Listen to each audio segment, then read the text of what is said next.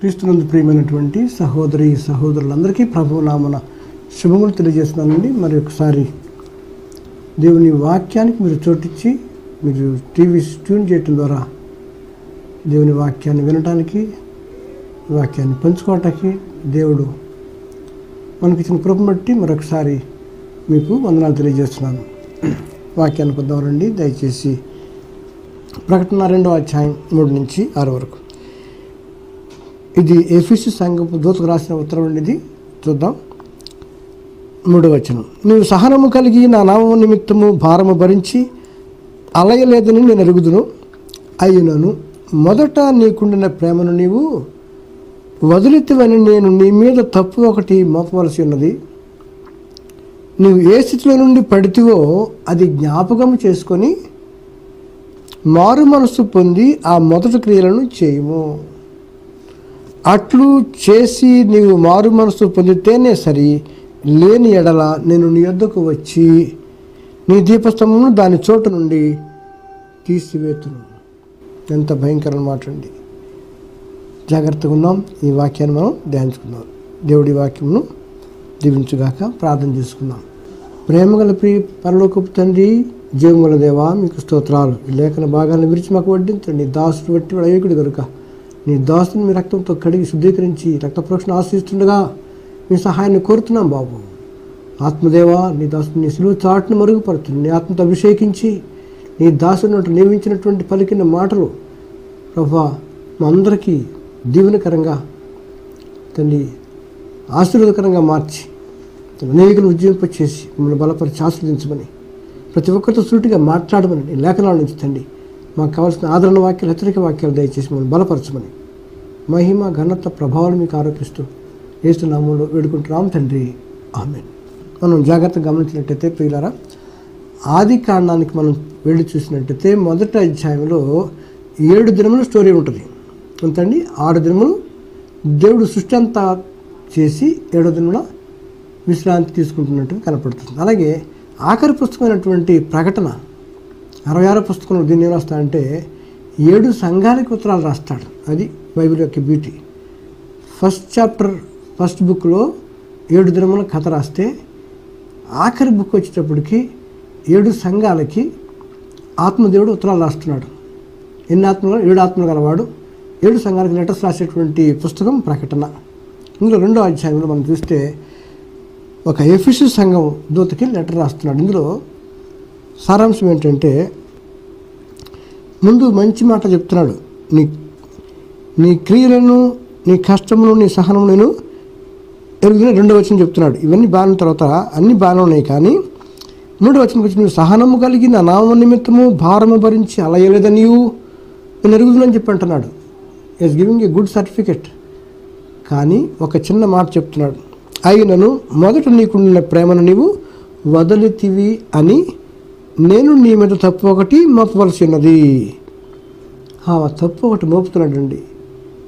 5వ వచనం వచ్చేటప్పటికి నీవు ఏ స్థితిలో నుండి పడితేవో అది జ్ఞాపకము చేసుకొని మారు మనసు పొంది ఆ మొదటి క్రియలను చేయి. ప్రియులారా, జ్ఞాపకం చేసుకోండి ఈ యొక్క చక్కటి మాట. దీనిలో ఒక ఎగ్జాంపుల్గా నేను ఒక క్యారెక్టర్, అబ్రాహాము యొక్క క్యారెక్టర్ కోసం వెళ్తున్నానండి. చూద్దాం. బ్యాక్ స్లైడింగ్ గురించి మాట్లాడుతున్నాడు. వెనుదిరుగుట లేక వెనుక తీసి తప్పిపోవుట అనే సబ్జెక్ట్ మనం మాట్లాడుతున్నాం. Back sliding, వెనుదిరగటం. అబ్రాహాం గురించి మనం ఒక ఆ క్యారెక్టర్ స్టడీకి వెళ్తున్నాం. ఆది కాండంకి వెళ్తే 12వ అధ్యాయంలో నువ్వు లేచి నీ దేశం నుండి, నీ బంధువుల యొద్ద నుండి, నీ తండ్రి ఇంటి నుండి బయలుదేరి నేను నీకు చూపుని చేసి వెళ్ళమని అబ్రాహాం చెప్పాడండి. అబ్రాహాంకి దేవుడు చెప్పినప్పుడు వెంటనే బయలుదేరాడు. విల్లింగ్ ఒబీడియన్స్, వెంటనే ఒబీడియంట్గా తూచ తప్పకుండా ప్రభు మాట ప్రకారం చేసినట్టుగా లేఖనాలు సెలవిస్తున్నాయి. 12:4 మాట్లాడుతుంది. యెహోవా అతనితో చెప్పిన ప్రకారం అబ్రాహాము వెళ్ళను అని చెప్పి అంటాడు.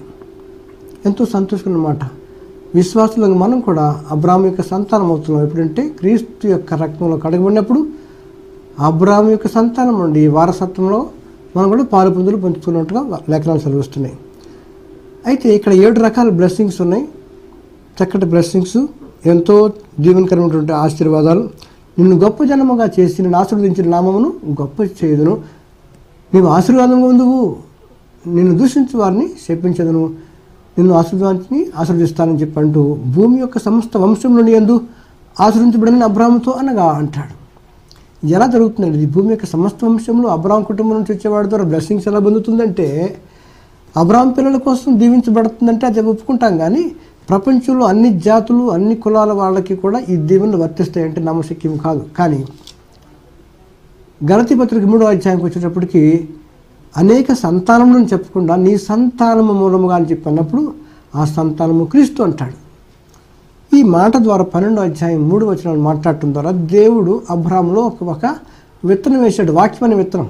ఇది శారా గుండా వెళ్ళి, ఇస్సాకు గుండా వెళ్ళి, యాకోబు గుండా వెళ్ళి, మరియమ్మ కడుపున కలిగి చివరికి భూమిలో నుండి సత్యములుతున్నట్టుగా పరిశుద్ధాత్మ శక్తి చేత గర్భం ధరించినటువంటి మరియమ్మ తల్లిలో నుంచి యేసుక్రీస్తుల వారు ఉద్భవించినట్టుగా మనం చూస్తున్నాం. కాబట్టి ఇక్కడ యేసుక్రీస్తు పుట్టుక ద్వారానే లోకమునకు శాంతి సమాధానం కలుగుతున్నాయి, లోకానికి ఉన్నటువంటి పాపానికి ప్రాయశ్చిత్తం కలుగుతున్న విషయం మనం నేర్చుకుంటూ వచ్చాం. ఈ మాట మనం జ్ఞాపకం చేసుకోవాలి. అయితే అబ్రాము వెళుతూ వచ్చాడు. అప్పటికి వయసు 75 సంవత్సరాలండి. వెళుతూ కనానులోకి వెళ్ళిపోయాడు. అక్కడ దేవుడు మన దర్శించాడు. అక్కడ చూద్దామండి. యెహోవా అబ్రాములకు ప్రత్యక్షమై నీ సంతానమునకు ఈ దేశం ఇచ్చిందని చెప్పగా రెండోసారి కన్ఫర్మ్ చేస్తున్నాడు.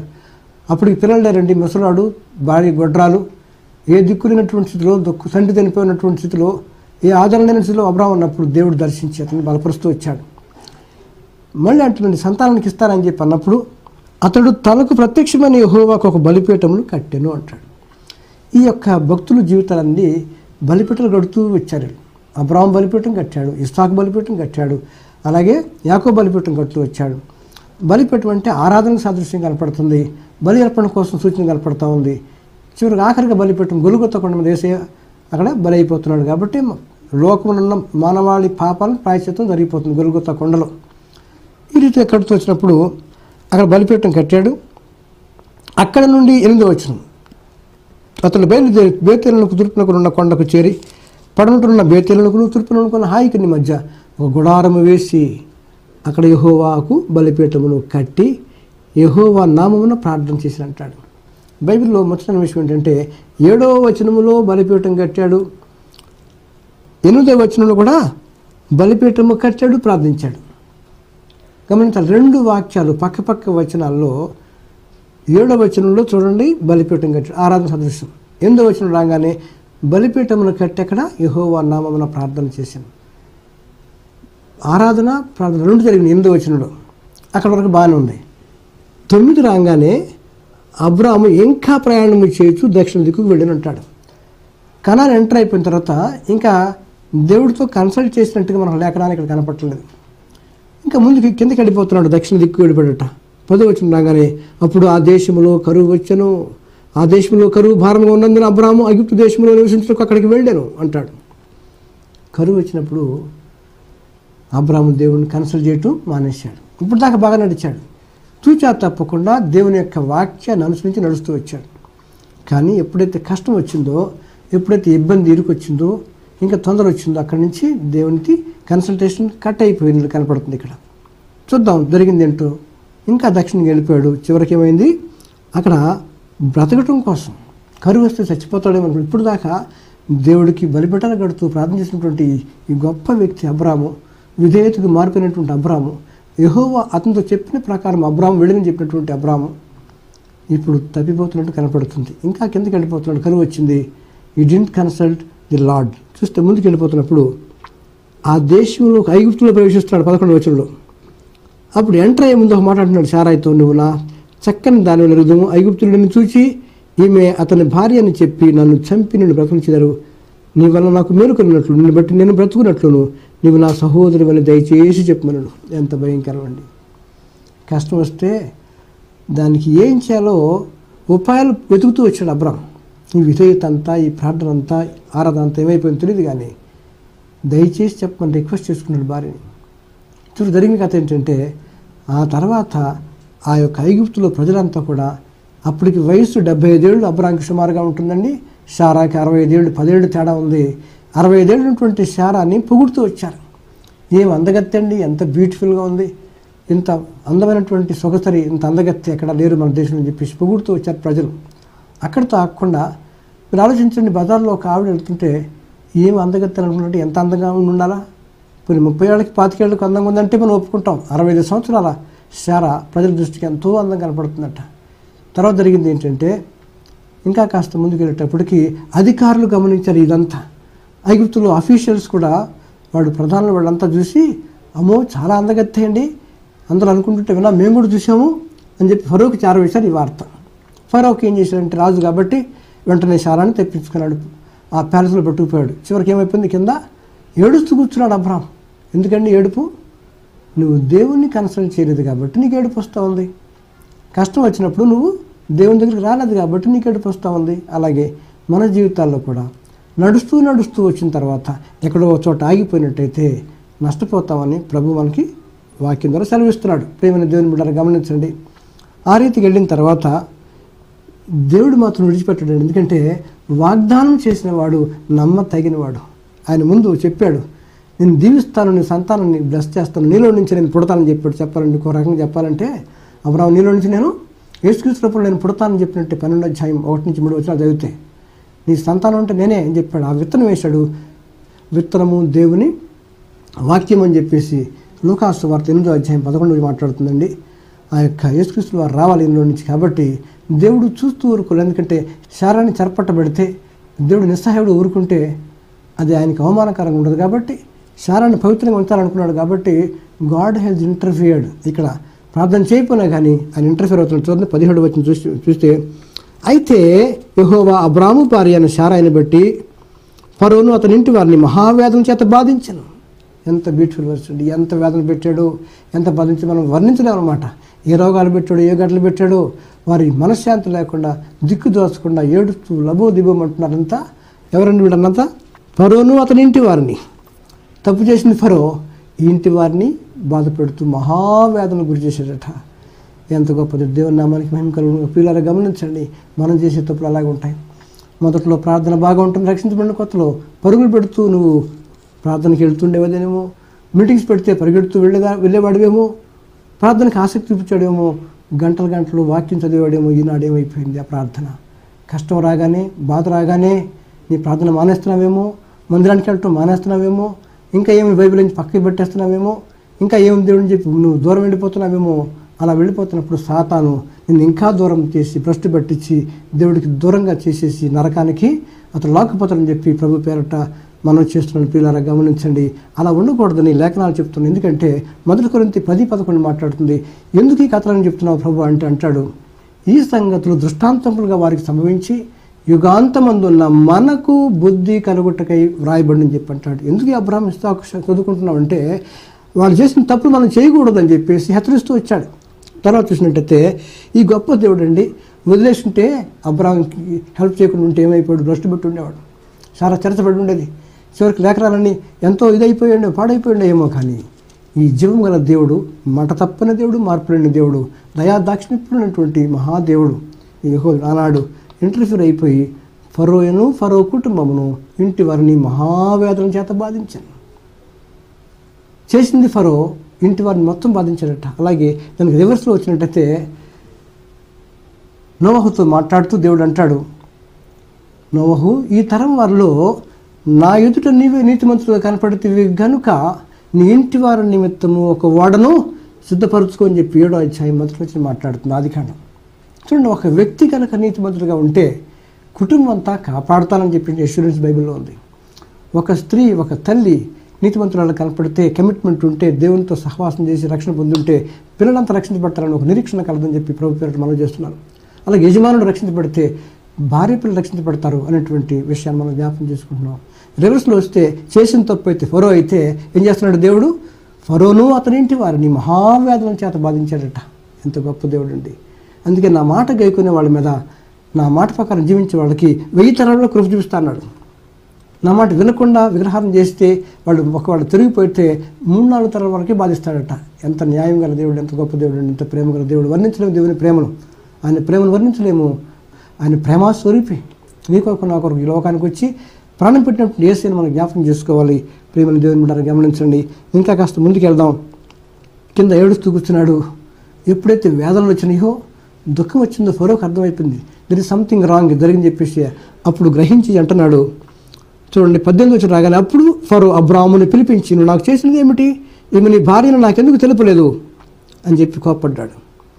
చివరికి దేవుడు గద్దించాక ఫరో మాట్లాడకుండా ఈ బాధలు భరించాక ఎన్ని వేదనలు ఎన్ని రోజులు పెట్టాడు బాధ తెలియదు, కానీ వెంటనే విడిచిపెట్టిన తర్వాత అతను వెనక్కి వచ్చేసాడు భార్యను తీసుకుని. గమనించిన ప్రియులారా, ఈ యొక్క బ్యాక్ స్లైడింగ్ అనేది చాలా ప్రమాదం అని చెప్పి అంటున్నాడు. ఎందుకంటే చూడ 13వ అధ్యాయం వచ్చేటప్పటికి దేవుడు అబ్రాహామును దీవించాడు, బాగుంది. 2వ వచనం 13:2 మాట్లాడుతుంది, అబ్రాహాము వెండి బంగారమును పశువులు కలిగి బహుధనవంతుడై ఉండను అని చెప్పి అంటాడు. తర్వాత అతడు ప్రయాణం చేస్తూ దక్షిణం నుండి బేతేలు వరకు, అంటే ఇప్పుడు దాకా నార్త్ నుంచి సౌత్కి వచ్చాడు, ఇప్పుడు సౌత్ నుంచి మళ్ళీ నార్త్కి వెళ్తున్నాడు. ప్రియులు గమనించండి, ఎక్కడైతే తప్పిపోయాడో ఈజ్ గోయింగ్ బ్యాక్, రీట్రాక్ని అన్నమాట, వెనక్కి వెళ్తున్నాడు. ఏంటి చేసిన తప్పు అర్థం అయిపోయింది, మళ్ళీ బ్యాక్ చేశాడు. చూడండి అక్కడ ఏమంటాడు, 3వ వచనం చూస్తే, దక్షిణము నుండి బేతేలు వరకు, అనగా బేతేలునకును హాయికిని మధ్య తన గుడారము మొదట ఉండిన స్థలం వరకు వెళ్ళి తాను మొదట బలిపీఠమును కట్టించినప్పుడు చేరెను. అక్కడ అబ్రాహాము యెహోవా నామమున ప్రార్థన చేశాను. దేవుని నామానికి మహిమ కలుగును గాక. Yes, come back to original position. బుద్ధి వచ్చింది, తప్పు చేశాను, దేవుడిని కన్సల్ట్ చేయలేక అందువల్ల ఈ కష్టాలు కొని తెచ్చుకుని చెప్పేసి ఏం చేశాడండి, వచ్చి మళ్ళీ బలిపీఠం కట్టి దండం పెట్టుకుని ప్రభావ తప్పు అయిపోయింది చెప్పి ఆరాధించినట్టుగా మనం చూస్తూ వచ్చాం.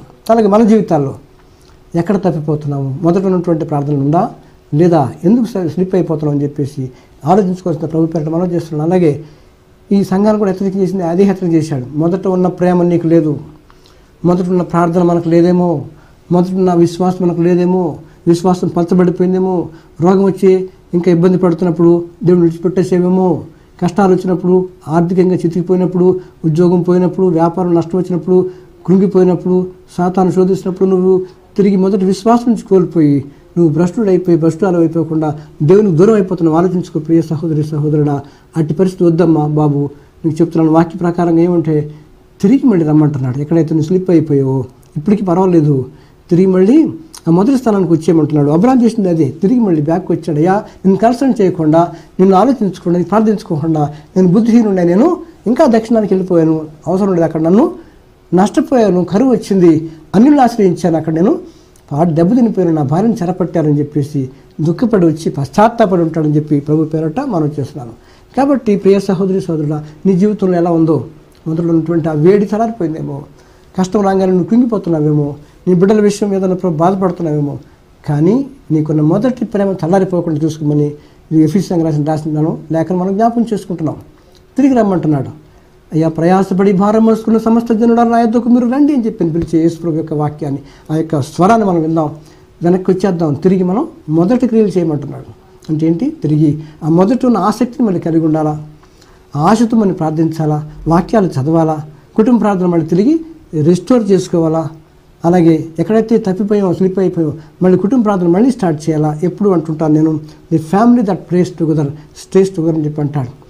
కాబట్టి బ్యాక్ స్లైడింగ్ అయిన తర్వాత వెనక్కి తిరిగిపోతే ఏం జరుగుతుందంటే, ఒక మాట జ్ఞాపకం చేస్తాను. ఇర్మియా భక్తుడు చక్కటి భాష రాశాడండి. ఇర్మియా ద్వారా దేవుడు పలుకుతున్నాడు. 2:17, నీ దేవుడని యెహోవా నిన్ను మార్గంలో నడిపించుచుండగా నీవు ఆయనను విసర్జించుట వలన నీకు నీవే ఈ బాధ కలుగు చేసుకుంటేవి కదా అంటాడు. ఎవరిగా చేసిన బాధ అండి, నాకు నేనే చేసుకుంటున్నాను, నాకు నేనే కొని తెచ్చుకుంటున్నాను, సాతాను అంటున్నాం, ఇంకోటి అంటున్నాం, ఇవన్నీ తప్పుడు మాట్లాడండి. ఎప్పటికీ అన్నింటికి సాతాను పెడుతుంటాం మనం కొన్నిసార్లు. కాదు ప్రియమైన దేవుని బిడ్డలారా, గమనించండి, వాక్యం స్పష్టంగా మాట్లాడుతుంది. నీ దేవుడని యెహోవా నిన్ను మార్గములో నడిపించుచుండగా నీవు ఆయనను విసర్జించడం వలన నీకు నీవే ఈ బాధ కలుగు చేసుకుంటేవి కదా. ఎవరినంటావయ్యా, నీ సొబుద్ధితో వెళ్ళిపోయావు, నీ సొబుద్ధిని ఆధారం చేసుకొనక నీ పూర్ణ హృదయంతో యెహోవాయందు నమ్మికించుము, నీ ప్రవర్తన అంతటేందు ఆయన అధికారాలను ఒప్పుకొనుము, అప్పుడు ఆయన నీ త్రోవలను సరళం చేయను అని చెప్పి లేఖనాలు సెలవిస్తున్నాయి. సొంత బుద్ధి వల్ల వెళ్ళిపోతే పడిపోతావు ప్రియ సహోదరి.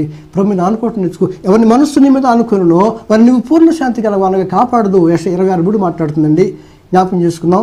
అలాగే సొంత బుద్ధి వల్ల వెళ్ళిపోతే మనం పడిపోతాం. గమనించండి, ఇక్కడ 17 వచనం బాగా రాశాడు. నీకు నీవే పాదకలకు చేసుకుంటావు కదా అంటాడు. 19th verse రాగానే 2:19 చదువుతున్నాను, ఇర్మియా గ్రంథం. నీ దేవుడైన యెహోవాను విసర్జించుటయు. వాట్ బ్యూటిఫుల్ నరేషన్ అండి, వండర్ఫుల్గా చెప్తున్నాడు ఇర్మియా ద్వారా దేవుడు.